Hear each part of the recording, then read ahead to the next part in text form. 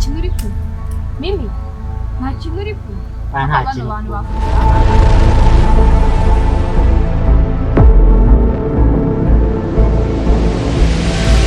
minota 10 abantu mwazanye ngo utarabanyazaho nzahita mbica muri iri shyamba. Go!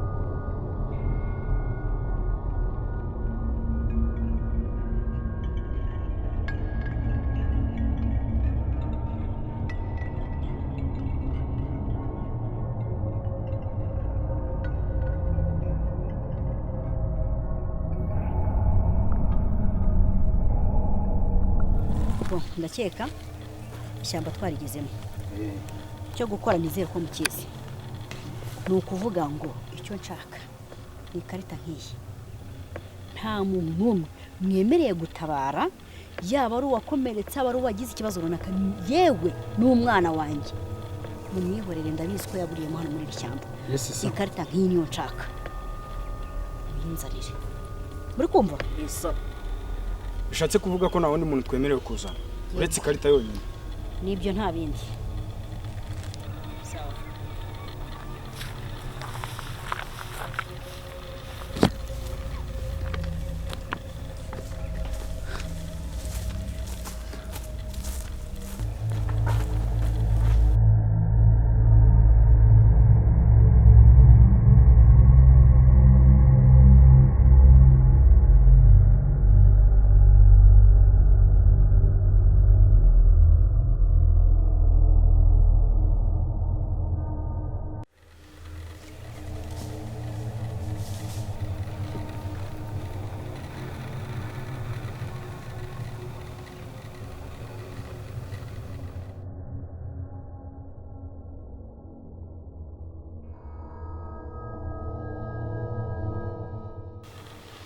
Allo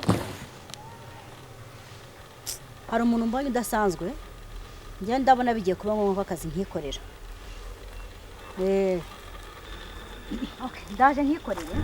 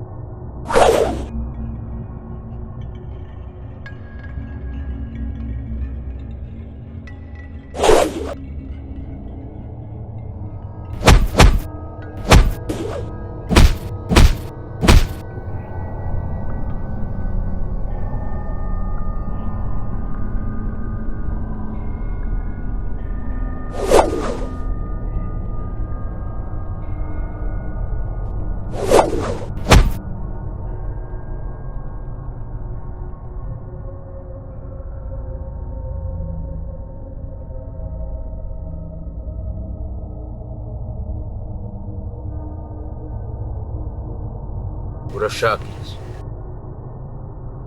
Ndashaka ikarita.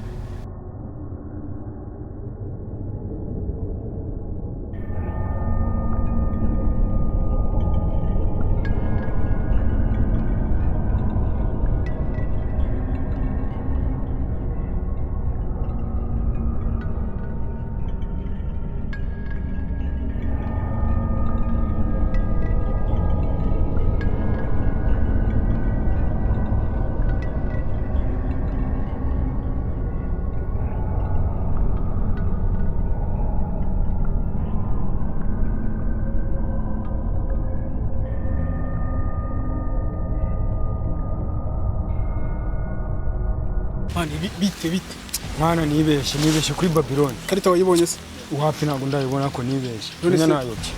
murarwanye